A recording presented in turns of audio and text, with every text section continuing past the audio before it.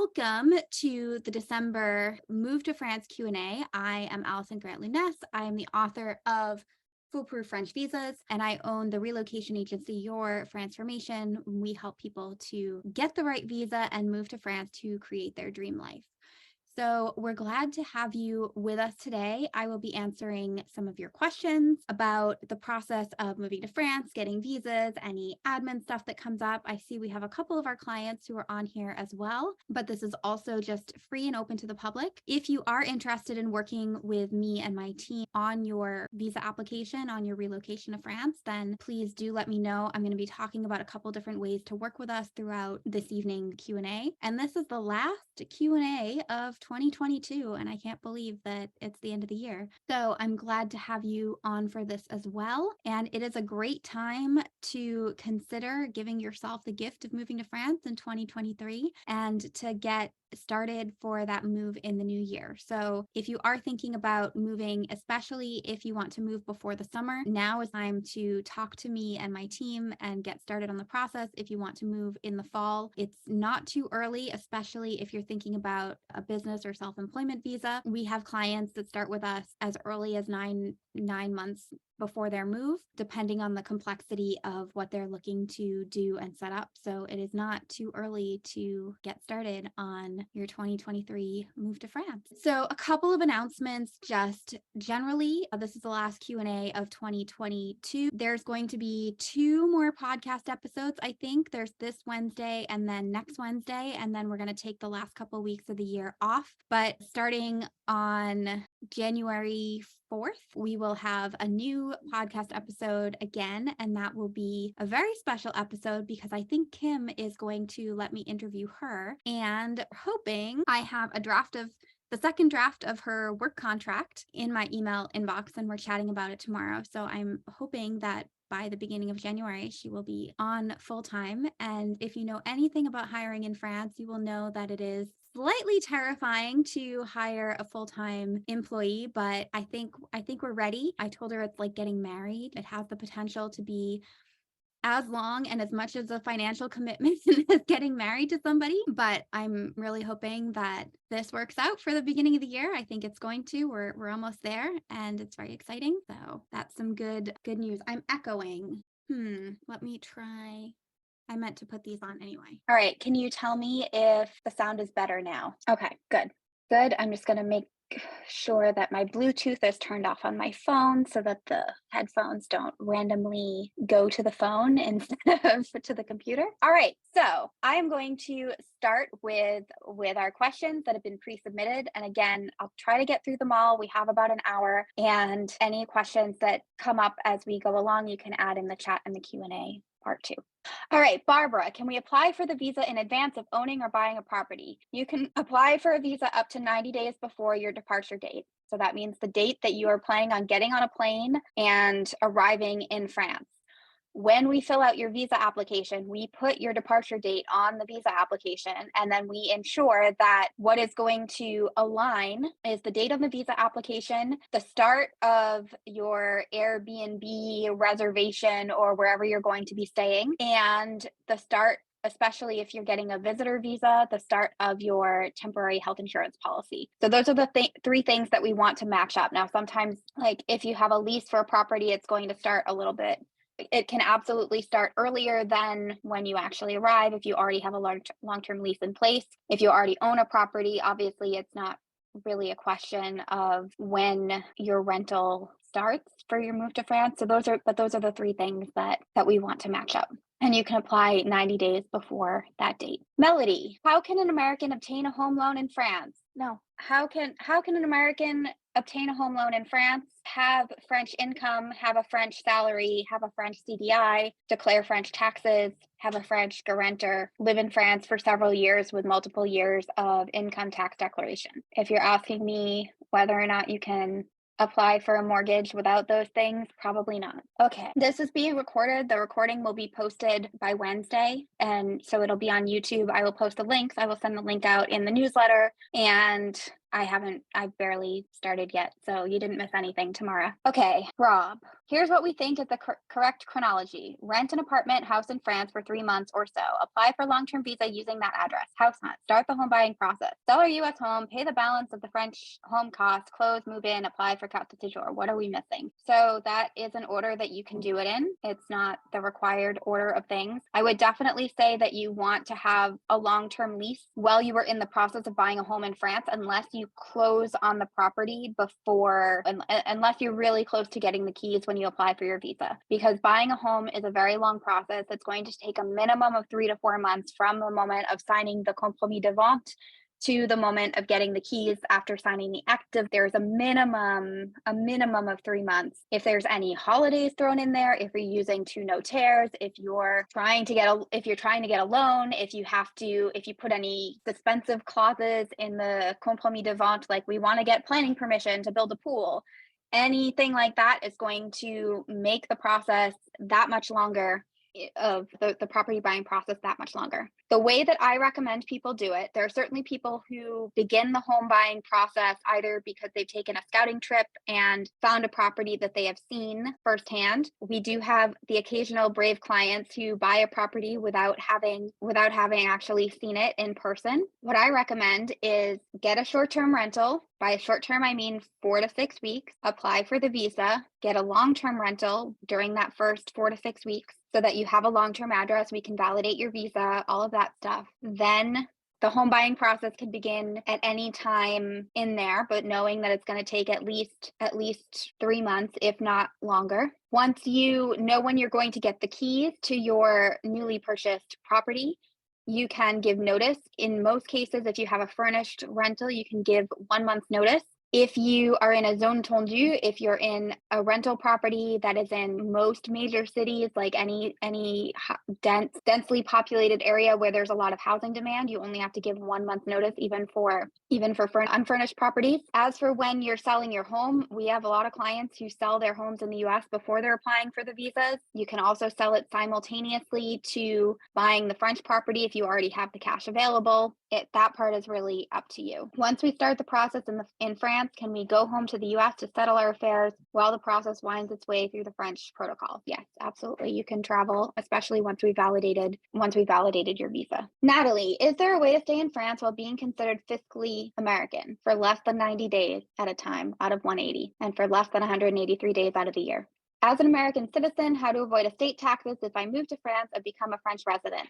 For that, you need to talk to a notaire. I don't know what your personal situation is. There's lots of different things that factor into determining what estate taxes are, including things like who you leave your money to and what your relationship is to them and how much money you have and all kinds of stuff. So that's something that you would need to plan with a notaire. All of our clients have access to a financial planning workbook that is in Fast Track to France. I am not a notaire, I'm not an accountant, I'm not a lawyer, so I don't give detailed advice in those areas. I can tell you the questions to ask, I can point you in the right direction. And that's what the workbook is sort of writing down a list of the different things that are going to impact you when you become a long-term resident in France, because there are also some things about it's complicated. It used to be that if you were a foreigner residing in France, you could elect to apply the nationality, the estate laws of your own nationality to a will executed in France.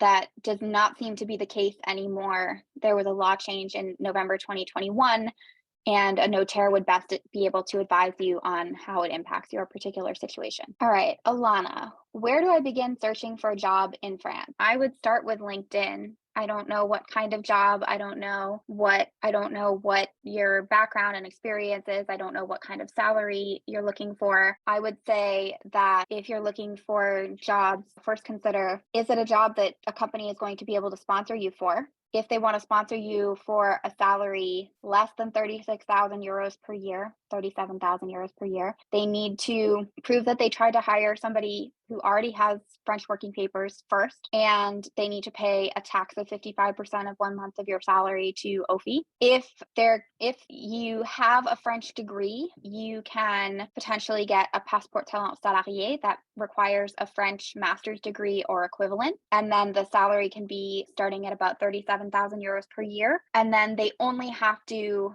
show the salary. They don't have to prove that they tried to hire a French person or somebody who already has French working papers first. If the salary is above 54 to 55,000, I don't know the exact numbers because they go up every time the minimum wage increases. So, they've been modified slightly. They will be in the next edition of Foolproof French Visas coming to you late winter 2023. That would be Passeport Talent Carte Bleue Européenne territory. And then you don't have to have a French master's or French degree or anything like that. I will say that 37,000 euros is more than about 90% of French salaried employees earn. So it's a very high salary for France. It doesn't necessarily seem high to an American mind, but it is in France. Okay, what is the relocation process for someone with a young child? So the most important thing to know about relocating with a small child is you have to have full parental authority to relocate the small child to France. Any minor, you're going to have to show either appropriate custody documents or agreement from the second parent. So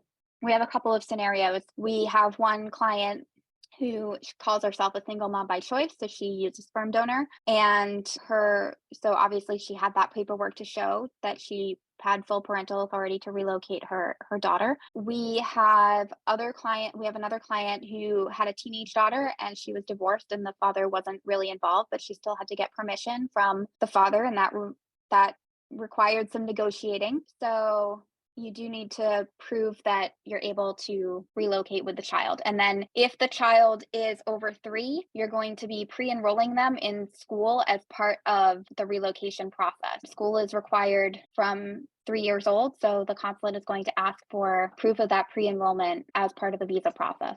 Haley, is there any way to apply for a long stay visa while in France? No. If not, can it be somewhere else in Europe? If you are a resident of another EU country and have a resident permit for another EU country, or if you're a citizen of another EU country, then you can apply for a visa. But if you're a citizen of another EU country, you wouldn't need a visa. I've been traveling for a year and technically don't have a residency anywhere. I'm trying to avoid flying all the way back for the US for just a visa appointment. If you're only a US citizen, then you need to apply from the US. Sorry. All right. General weather and cost and availability of solar panels. Those are not my area of expertise. My areas of expertise are visas and relocation. Today it was cold and very windy and rainy, but it really depends. Weather depends on what area of France you're going to. Mickey, are there things people over 65 should do or not do when moving to France? Things to do: make sure that your tax and estate planning is in order. Again, we give you tax planning and estate planning guides as part of Fast Track to France and lists of questions for organizing your understanding of your financial situation and talking through it with a French accountant or notaire. Not doing, obviously, you're not going to be what you should do is not only should you be learning French, you should also consider what kinds of hobbies you have and what groups you may want to join to do some of these hobbies in France, and then also see if you can learn some vocabulary specific to that hobby. If you're taking French classes with a French teacher, ask for them to help you with some of the vocabulary related to some of your interests so that you can also look up and join local associations in France. The other thing to consider is, I would say those are the main things. You can also consider things like trying to find a podcast or something to listen to that relates to your hobbies or your interests so that you can sort of learn the vocabulary through.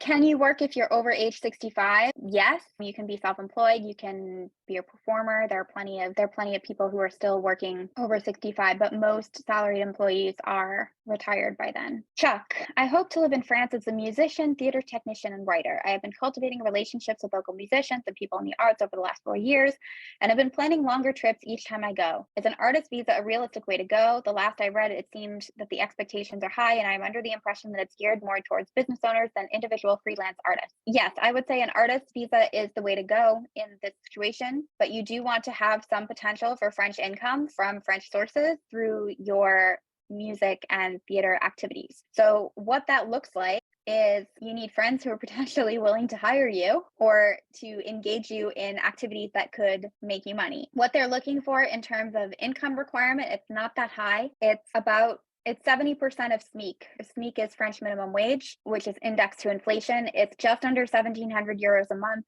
right now. So it makes the target artist income about, I want to say 1175 is what they're looking for in euros of monthly income, average monthly income. So if you have some months that are higher, some months that are lower, totally fine. Now, a couple of things that you should know if you're going to be a musician is there are multiple different ways that your activities can be reported, registered, taxed, all of that. And you are probably going to do more than one of them. So one thing is there's something called intermittent du spectacle. And that is if you are hired on the basis of various musical engagements or shows, like let's say you're hired to do weekly rehearsals and I don't know, 3 shows a year, 3 nights, and you're going to have something called a CDD d'usage, a CDDU, on the basis of that agreement. So you're a salaried employee for the number of hours that those rehearsals and performances would take, but it's not the same as having a full French work contract. You're able to do that so that for that amount, you're a salaried employee. You're able to, for example, be self-employed to teach music or theater or whatever. Maybe you want to give a theater class through a local association. They could either have you be a salaried employee for that one class. They could have you bill them as an auto entrepreneur. And then there's something called intermittent du spectacle, which is basically whenever you have a CDDEU or whenever you have some kind of regular salaried artist income, you're going to declare the number of days and the number of hours that you worked and the amount of money that you made. Now, once you have had a certain number of gigs, you're going to start receiving payments to regulate your income from one month to the next. So let's say Christmas is always a busy time for musicians. You're doing lots of different concerts of Christmas music and you earn a lot of money. You're going to, pay some social taxes on that. And then August, everybody's on vacation. There's no concerts. You're not making any money. You're going to receive basically an unemployment style payment so that you at least have a minimum amount of income every month. Now you have to work a certain number of hours in order, before you can get started with that, but it does really help in performing artists to have that regularity throughout the year. Leroy, how do you pass on your French assets to your children living in the US when you die in France? You need to have a will that is registered with a notaire. You need to make sure that your children are named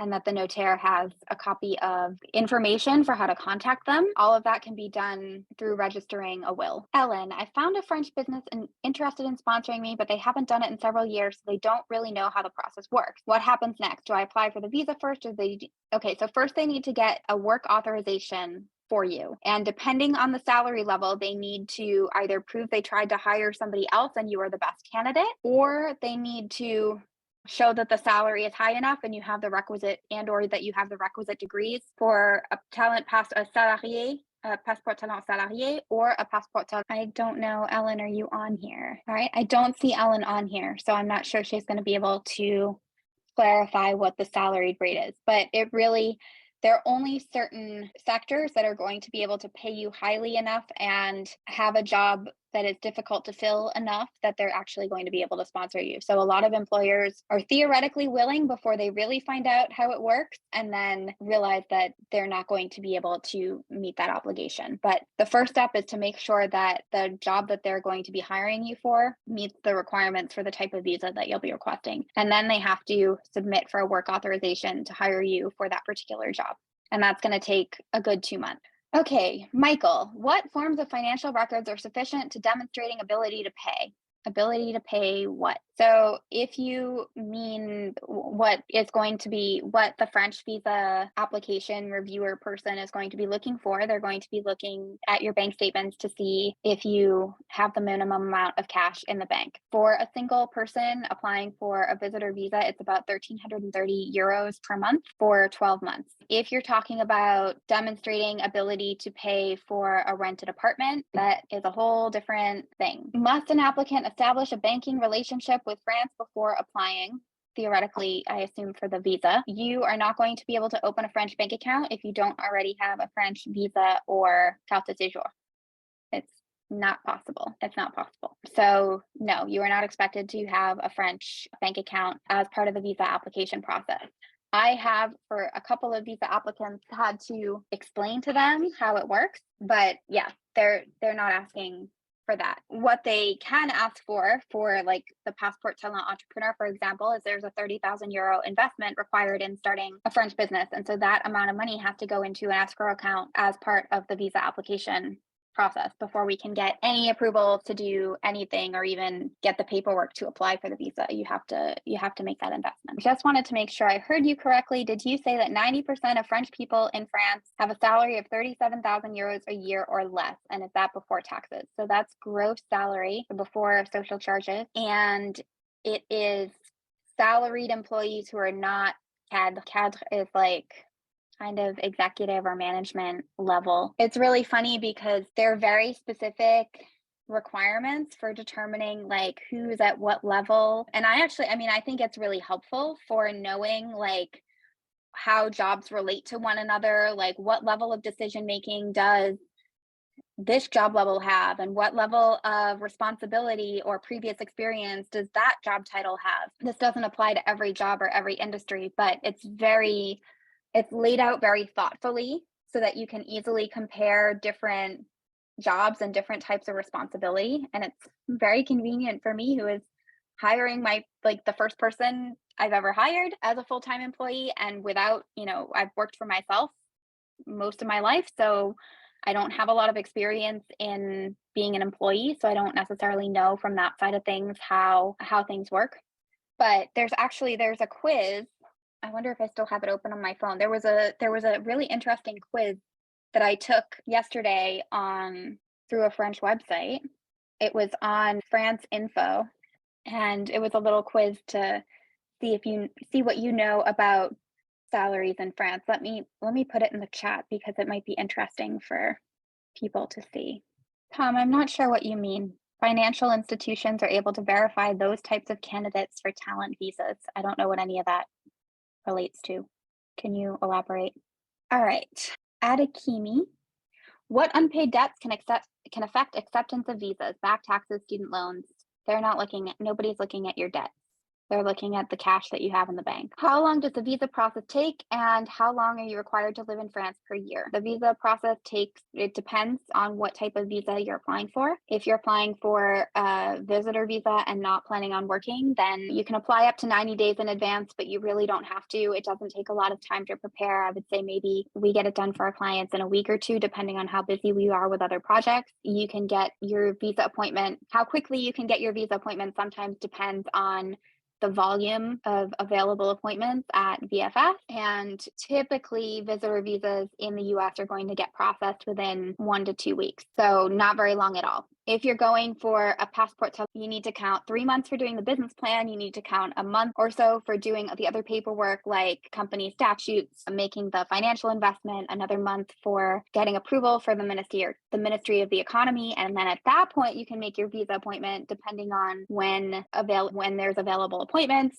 And then those can take the full 2 to 3 months to actually get approved. I'm hoping that now that there's this pre-approval process through the Ministry of the Economy, that they're going to start to go a little bit faster in the consulate, but I wouldn't bet on it yet. And if you're applying for any type of salaried work visa, it's going to be a minimum of 2 months for them to get work authorization for you. Jared, we are professionals in tech. We are looking to retire at a young age, 40 and 50. We will have the required passive income. What visa should we get? Do we have to renew this type of visa often? You can absolutely, if you're retired and you have passive income, so interest, capital gains from investment accounts in the US, and distributions from investment accounts, you can absolutely get a visitor visa for being not active and renew it every year. That being said, it's not uncommon at that age for them to give you a temporary non-renewable visa, just because they tend to expect that people at that age are going to be taking a sabbatical and then re-entering the workforce at some point. So you do want to make sure that your application is really clear. The other thing is that there's definitely a disadvantage of having only a visitor visa in the long term, because it's going to be very difficult, if not impossible, to get a 10-year resident card or naturalization. So if you're planning on making France your home long term, you might want to potentially explore other options like self-employment that would allow you to have a little bit of taxable income in France and allow you to build towards getting residency or naturalization. What is the major difference between being a French resident versus citizen in terms of healthcare and job? So, not a lot. I have been living in France for 15 years. I have a 10-year resident card. Well, 13 years plus a study abroad year. I have a 10-year resident card. I am not a citizen. And the only thing I can't do is vote. I can register a business. I can go back to school. I can go get a salary job. I can collect unemployment if I get fired from my salary job without risking being thrown out of France. So there's no major difference. My healthcare is covered regardless of what I do. I just have to prove that I'm still living here. So yeah, no real difference. I mean, there are certain jobs where it's helpful to have French nationality, like anything that requires any like fonctionnaire positions, you either have to have an EU passport or even a French passport in some very specific cases. But also your French has to be really good in order to study for and pass those concours. So not a whole lot of difference between 10-year resident card and citizenship. That being said, if you are not on a 10-year resident card, then your rights are very much linked to your visa, even if it's or your carte sejour, even if it's a multi-year carte. If you are not working and you came on a visitor visa, there's no point at which you're magically going to get the ability to work. There's no point at which you're likely to start getting a 10-year card or a multi-year card if you are just on a visitor visa. If you're on a salaried, if you're on a passeport talent salarié, you're not allowed to be self-employed. You're not allowed to freelance. You're not allowed to register a business. If you're self-employed, you're not allowed to go out and get a job because you're tired of being self-employed. So it does depend until you have a 10-year resident card, which again is dependent on working and paying taxes and things like that in France. But until you get that card, you are dependent on the thing that you came to France to do, the type of the visa category that you initially are in. What is the very first procedure that should be completed? Tamara, this is your question. I would say the first thing that you want to do is figure out what visa type you need and start gathering the documents for applying for that visa type. That's not necessarily the first thing that's going to be finished, but one of the things, I talked a little bit about the workbooks we give to our clients for tax planning, notaire, estate planning, things like that. We also have things like, here's a checklist of things that you should do to sort of close up all the loose ends in your current life before you relocate to France. Here's a list of things you want to learn about, like before you actually get here. And here's a list of documents to gather and digitize and whatever, so you have access to them and that you can use them for certain administrative procedures. So you definitely want to start doing things like that early on. Erin, you mentioned on a previous Q&A that if income on a profession libérale visa was going to be above 70,000 euros per year, it might be more advisable to pursue the auto-entrepreneur. Okay, so profession libérale auto-entrepreneur is one type of visa. The other visa type that I would recommend is the talent entrepreneur, and that involves setting up a French company, getting approval from the Ministry of the Economy that your business plan is viable, having at least a master's degree or 5 years of professional experience and being able to show that with documentation, and making a 30,000 euro investment in the startup capital of the company. So the money goes into the company expenses and things like that. You're not paying it to the government for that visa type. You're using it to buy shares in your own company, basically. But I mean, it's not easy to set up a French company and to do all that goes with it. So you really want to make sure that that's going to be a viable long-term option, because what they're going to look for is you get the card for 4 years, you have a little bit of time, but what they're going to look for is, is the company making a profit? Is it paying you a salary? Are you paying all your social charges? Is your company running smoothly? Are you following all the French accounting rules, which are not necessarily easy to follow? So that's a good option, but only if you plan on making at least 100 to 150,000 euros, I would think. Her 16-year-old daughter is moving overseas with us, but will be attending boarding school in Germany, and the school obtains German resident cards for their students. Do we still need to have her on our visa application for France? We're hoping for profession libérale for me and visitor for my husband, wondering if we should even mention her at all. Have 2 other children who will indeed be in France with us, so thinking that maybe lower income requirements for 2 kids versus 3, etc. What I would do is I would explain in the cover letter, because there's not going to be an option for, like, there's on the form itself, there's an option for these family members are accompanying me to France. That's not going to be her situation because she's not going to be in France. But what I would do is on the cover letter that part of the reason for your family relocating to France is that your daughter is going to be in Germany and you want to be nearby and she's attending XYZ school and all of that stuff. I don't know if you're considering working with us, Erin, but that's absolutely something we can talk about and finesse the wording in the cover letter. Alexandra, do you have to specify the work type in order to apply for a work visa? And if you're applying for a salaried worker visa, you already need to have a job that has gotten work authorization for you, and you are tied to that specific job for at least 2 years. Less if you get fired or laid off from the job, but yeah, you need to have the job before you can apply for the visa, and the work authorization specifically only authorizes you to work for that job. So you can't get to France, work for that job for 6 months, decide you don't like it, and go find another company on your own. No. You can get a self-employment visa that requires some potential clients. It requires a business plan, things like that, but it doesn't necessarily require full-on contracts, but it would need to be an actual self-employment situation, not a disguised work contract.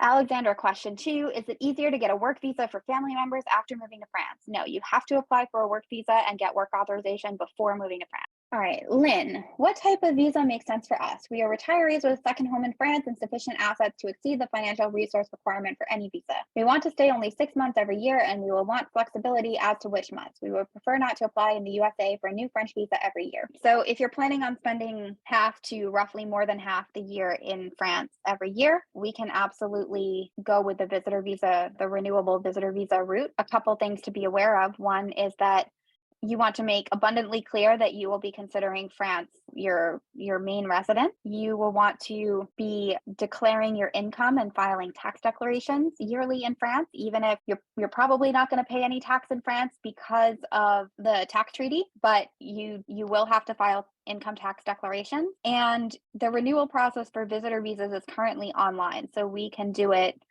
even if you're not necessarily in France at the time that the renewal needs to be submitted. If you're traveling back and forth at different times, that's not necessarily a problem. There are certain things that you want to avoid when you prepare your application. I would be very careful with how you word what you're planning on doing. And then the other thing is just kind of planning the timing. You're not going to have to physically go to drop your renewal off at the prefecture like now it's done online, as I mentioned. But obviously you're going to have to go and pick up your new card. So we do want to sort of time it such that when your new card is going to be ready, it's going to be during the time that you're going to be here. So it's not like languishing in the prefecture for months and possibly getting sent back or destroyed because you didn't come to pick it up. Jennifer, best way to look for real estate. There is no best way to look for real estate because there's no one listing service like there is in the US. Each agency, each individual, each real estate agent has their own listings, and you really have to go to a bunch to find what you want. I did a podcast episode with a woman named Jacqueline Redden William, and I want to say it's episode like 42 or something. And she is a real estate agent for a company called Beau Village in the south and southwest area of France. And we talked a lot about the process in that episode, and she explained how she can help people find what they're looking for. So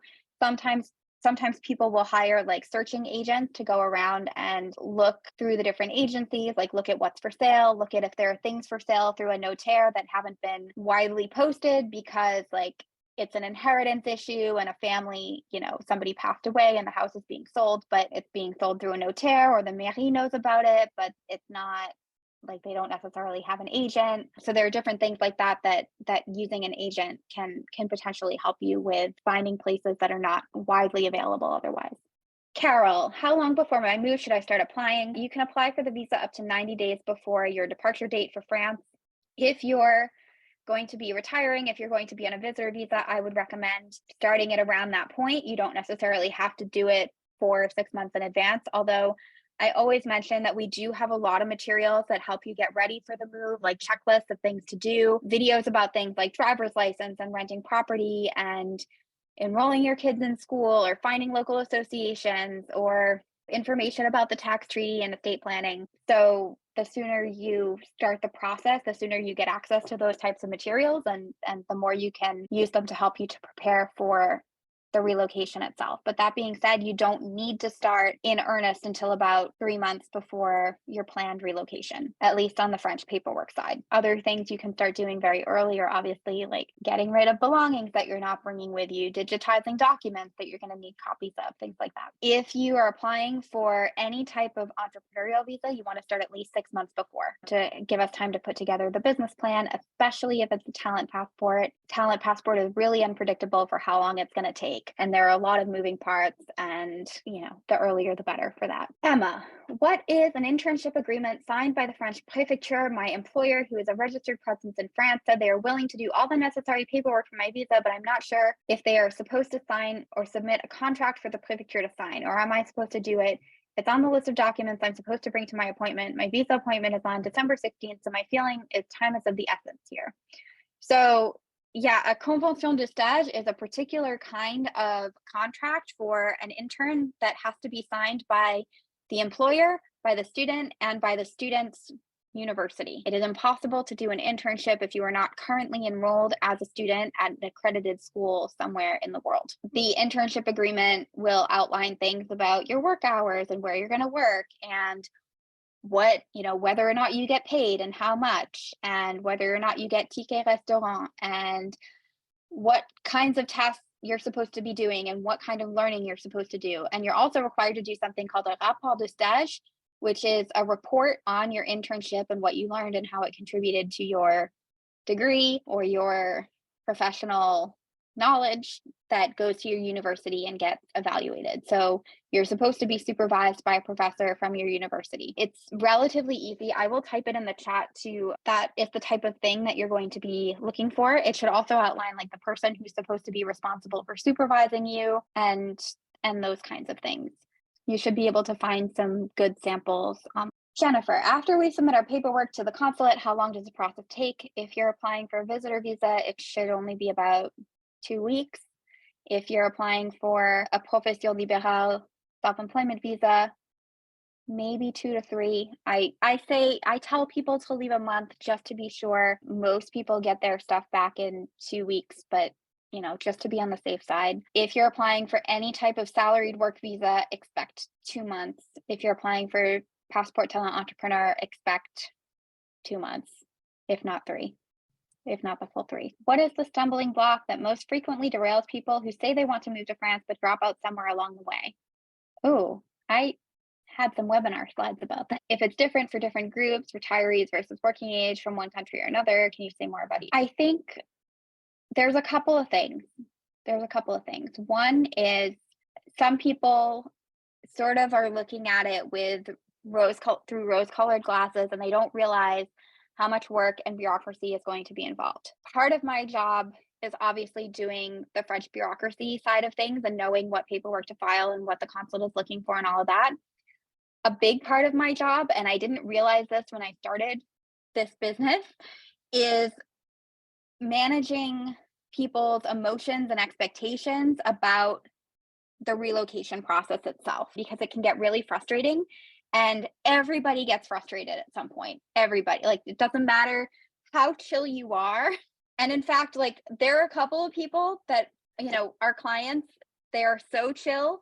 And part of it is they know we've got it handled and we're going to let them know what they need to do and whatever. But they're so chill that we kind of worry about them a little bit. They're like, Kim and I talk about it, and we're worried about missing something or messing up just because like they're so relaxed, like they're not going to remind us. We have our systems to make sure we don't mess anything up, and that's part of why I hired her, is because she's really good at keeping track of that stuff. But I mean, I would say you want to expect to be frustrated. You want to expect that everything's going to take longer than you think it's going to take. I've been here, like I said, 1 year study abroad and then 13 years consecutive. In the process of starting the process of hiring Kim, we started this in the fall. I started in early August. I talked to somebody who was about to go on vacation. I knew he was about to go on vacation. I emailed him when he got back, and like that dragged out a little bit. So I ended up like talking to a different employment attorney to write the contract. And here we are, and it's almost the end of the year, and we never would have gotten it done in the fall. So that's fine. But it even surprises me still. Like, you think you think you've added in buffer, you think you've added in margin, and it's still surprising at just how long things can take. And I knew the person was working on it. I wasn't worried about any step of the process. It's just it takes as long as it takes, and it's really hard for people to get used to that and to not be expecting updates and reassurance and whatever. So that's one part of it. The other part I would say is it's either doing too little research or doing way too much research. Like there are some people who, like I said, aren't prepared for some of those challenges and they don't really know what they're getting into before they get here or before they start the process. There are other people who you can tell they haven't really made the decision to move because before we've even talked about what visa they're going to get, they're asking about, well, what about the renewal? And what about what documents do I need to exchange my driver's license and stuff that's going to be at least 8 months down the line after they arrive. If you're focusing, like part of what you have to do is just focus on the next thing and focus on the next decision and focusing on the next admin task and not trying to wrap your head around everything at once because people get really overwhelmed and they can't deal with it. So we're trying to create as much as possible. We're trying to create systems and content to sort of guide people through the process step by step and tell them exactly what they need to do when and prevent them from getting overwhelmed by just the sheer amount of stuff that there is to do. Because if you think about it, you have to end your whole life as you currently know it in order to move. And it took your whole adult life up to now to create the life that you currently have. So trying to disassemble that peacefully, everything from canceling your car insurance and selling your car to digitizing your tax declarations from 20 years ago, all of that stuff has to be done as part of the process. And you have to be ready for it. It's a massive set of changes and you can't underestimate it. You can't underestimate it and you can't get bogged down in it either. All right, Shell, if I had an entrepreneur visa, is it then easier to switch to a long-term visitor visa? Yes, you can switch from an entrepreneur visa to a long-term visitor visa. It's a little bit unclear whether or not you want to switch from profession libérale and being self-employed or talent, but yeah, you can close your business and switch, especially if you end up retiring or whatever. How difficult is it to get an entrepreneur or micro entrepreneur visa? I've talked about that a little bit already. It's putting together a business plan. It's showing potential sources of income, especially potential sources of income or clients in France or in Europe. How much of that time do you have to work? You're still going to want to work only about 35 hours per week. That is French full time with 25 vacation days a year. So not a lot. I only want to work about 60% of the time. Yeah, I mean, if you can, so when you're on a self-employment visa or when you have a French company, they are not looking at the number of hours you work. They are looking at whether or not you are earning French minimum wage, 1,700 euros a month. If you work for your company, so I am an employee of my company that earns minimum wage, but I also get the benefit, the dividends from the profit of the company, right? So as a salaried employee, theoretically, I work 35 hours a week. I have a certain number of vacation days. I have jours fériés, and I earn 1,700 euros a month. But then I also get paid from the dividends of the company as being the sole owner of the company. So if you're on a passport talent visa and that's your situation, like nobody's counting up the number of hours that you're actually working. If you are self-employed and like profession libérale auto-entrepreneur and you're registered as auto-entrepreneur, generally you're not invoicing people on an hourly basis. You can, but there's not really a mechanism for those hours to be counted. And what I warn people is, full-time in France is 60 hours a week. I did my newsletter on this a couple weeks ago. Full-time in France is 60 hours a week. You want to dedicate maybe 20 of those hours to paid client work because you're going to have business admin and business growth activities that you need to take care of on the side of that as well. So yeah, Shelley, if you earn money from a company located in France and you want to be a contractor and it truly is a contract situation, then you can absolutely do that and I think the way to go for you would then be a profession libérale auto-entrepreneur visa. And then you can just, bill them for retainer or bill them for the number of hours. And you need to make sure you have more than one client as well. Otherwise, it's a disguised work contract. Tamara, did I just now misunderstand when I thought you said 20 years of tax returns that need to be shown? No, you don't need to show them.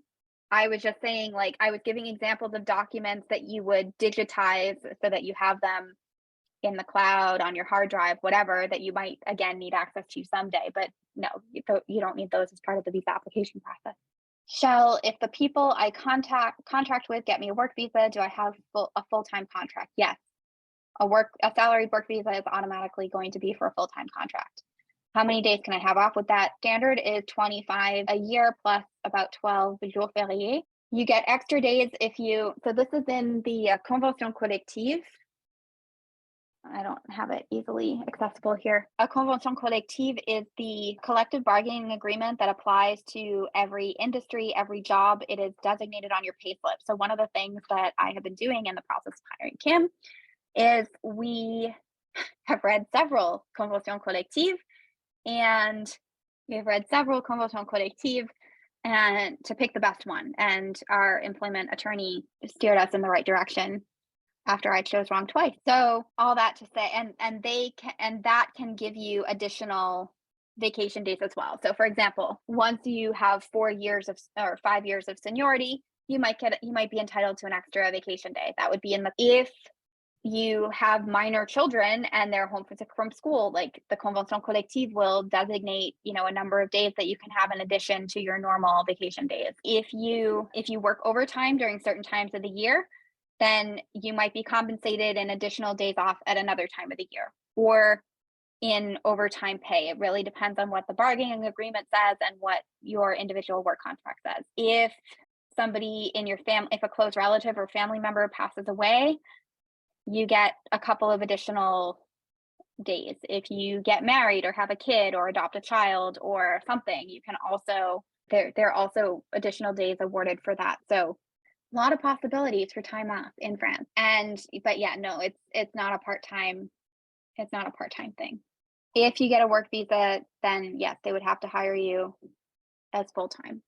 Can I apply for an entrepreneur visa at any point in the year if I already have a visitor temporary séjour residency card, or is there some special timing I need to be aware of when I can? Okay, so if you have a temporary stay visa and you do not have a renewable visitor visa, then you're going to have to go home and apply for your visa from home, either profession libérale or either profession libérale auto-entrepreneur or passeport talent entrepreneur. If you want to go for passeport talent entrepreneur, I recommend starting the process now and then applying for the visa when you arrive back in the US. Oh no, I have a residency already. Okay, so you have a carte de séjour and you've been here for longer than 1 year? Okay, so then yes, you can, so the passeport talent you can apply for online. The profession libérale auto-entrepreneur would be, it depends on the department and where you can apply for it and when you have to make an appointment. That's actually a question that Kim and I have been working on together for 2 of our clients who are in that situation and need to change their status. And it used to be really straightforward to make an appointment at the prefecture to do it, and they have changed it, and nobody seems to know what it is right now or where to go. So I'm hoping that I can resolve that tomorrow in person at the prefecture with my client. But for that, it depends on the department. For passport talent, it can be done online. Tamara, you just need to have you just need to not throw away your tax returns for your own personal records. Nobody's going to be asking to see them. There's a website somewhere. There's a list on Service Public that lists out all the different types of documents and how long you should keep them for French purposes. So like, how long do you keep your electric bills, and how long do you keep your bank statements, and how long do you keep, I don't know, bills that bills for renovation work that you've done to your home and things like that, and when you can throw stuff away. So that can be a reference that you can use. But no, I'm just talking about like the boxes of papers that everybody has for, I don't know, old W-2s and things like that. If you have a visitor visa that is renewable online, how many days do I have to be in France? Well, if you have a visitor visa, you're supposed to be a French resident, so you should be spending more than half of the year in France. All right, we're getting kind of repetitive here. with the questions that have been submitted. What type of visa can we get if we plan to become resident? At the moment, we are commercial landlords, but plan to sell all the properties so we can retire. So there's a couple different things. There's tax residency, and then there's long-term residency. So if you have a visitor visa and you live here and you can renew it, you're tax residents of France, and you don't have to leave, but it doesn't give you any right to work or run a business or anything. If you have a visitor visa that is renewable every year, you are not necessarily going to get or be eligible for a 10-year resident card just by virtue of the fact that you're generally not paying taxes into the French system. All right. I'm seeing the light at the end of the tunnel. We've got about 5 more questions. Karen, my initial application for my first carte de séjour has been stalled since October 4th. Due to fingerprints missing from my file, my initial visa expires January 9th, 2023. Every email response has been to be patient. Okay, if you have submitted your renewal, you are totally fine. There's no need to panic. You probably did it too early because you said your visa expires on January 9th and you submitted it on October 4th. So probably what happened is that you did it too early and it got lost somewhere in the system, and it will pop up again in due course, but you've still got more than a month. So yeah, nobody's going to be jumping on that. I have not encountered the lost fingerprints problem before though. I have had clients who didn't have good fingerprint, their fingerprints weren't registered properly at the VFS appointment and they had to go back and get them done again. But I have not had missing fingerprints entirely.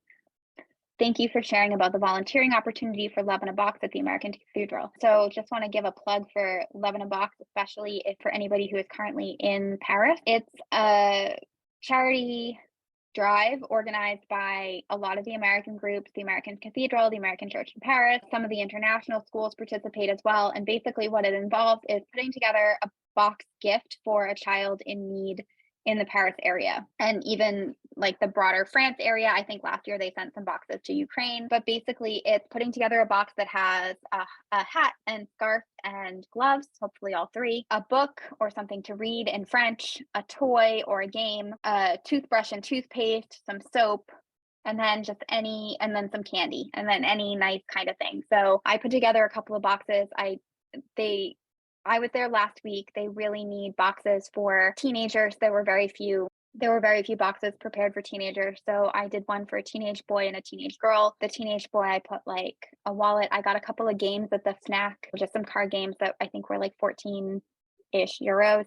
I just got 2 random ones. I don't know if they're any good or not. Put one in the boy box, one in the girl box. And then for the girl, I also got a little manicure set with a little nail polish cover, and I got face masks for both of them. I got both of them razors.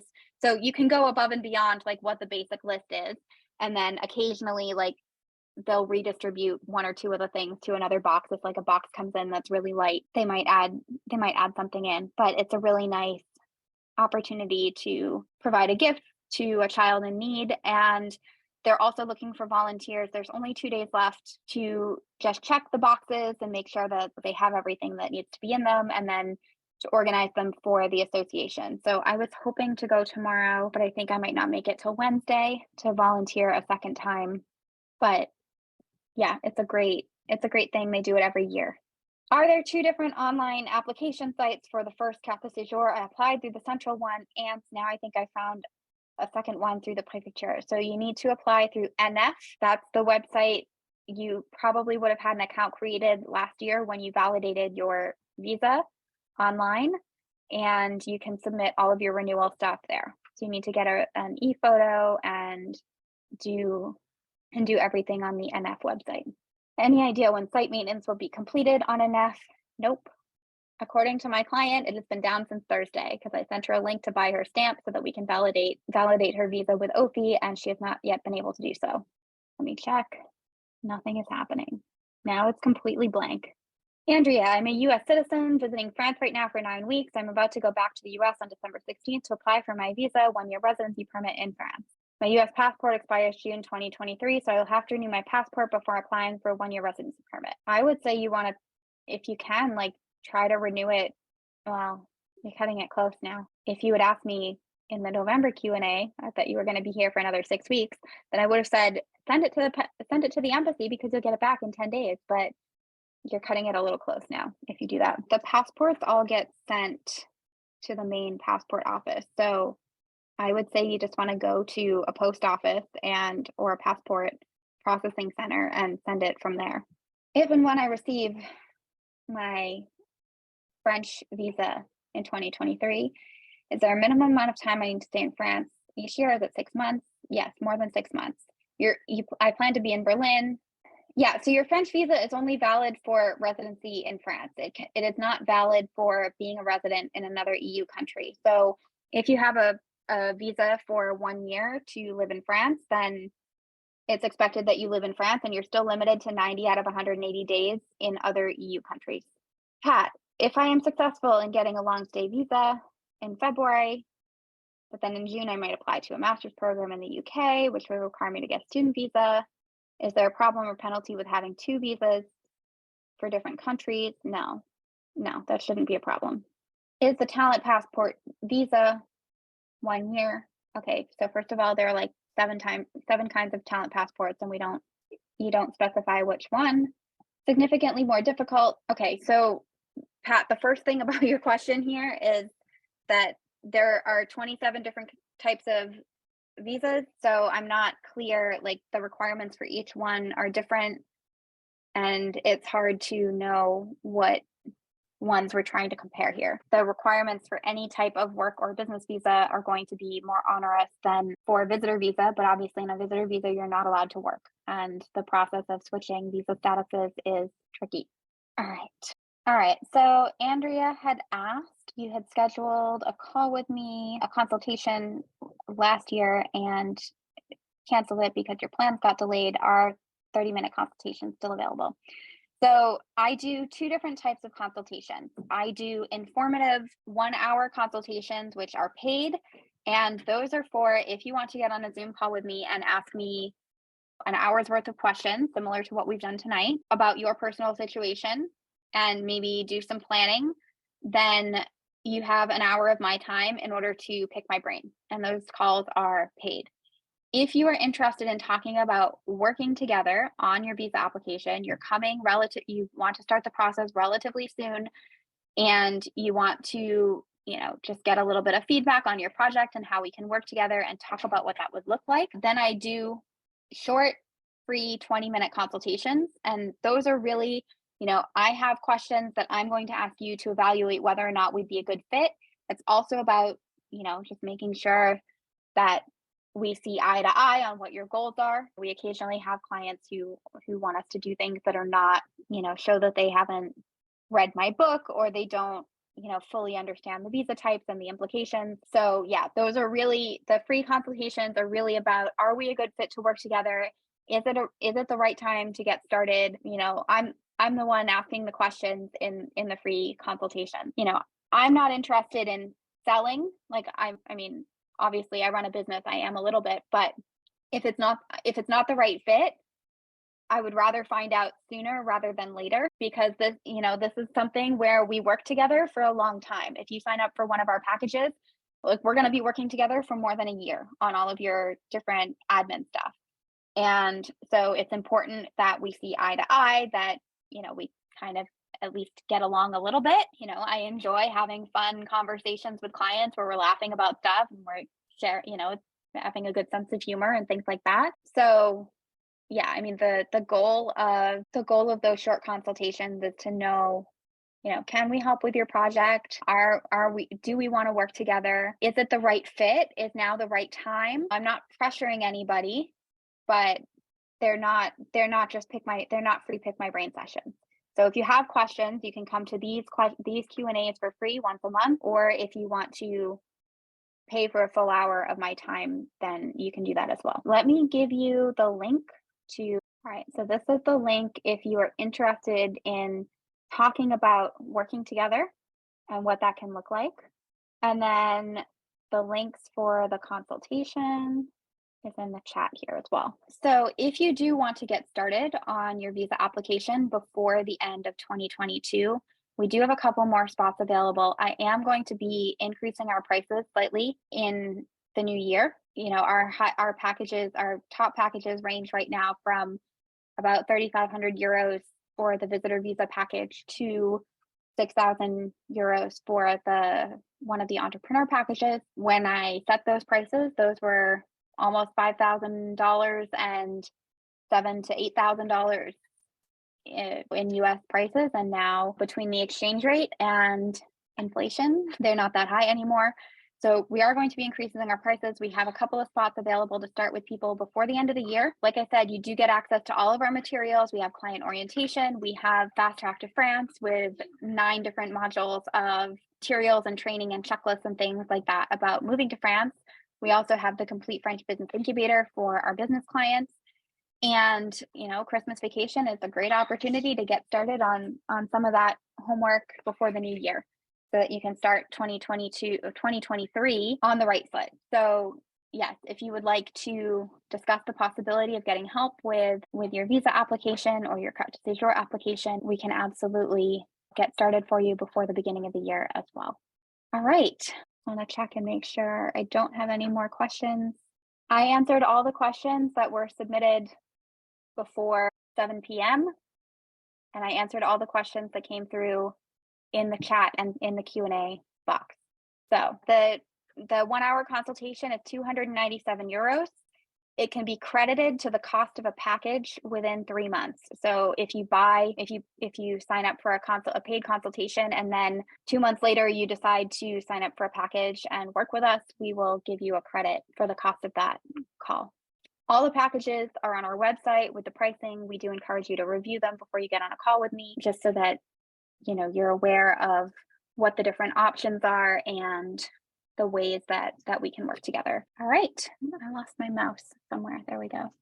It was great to have all of you on this evening.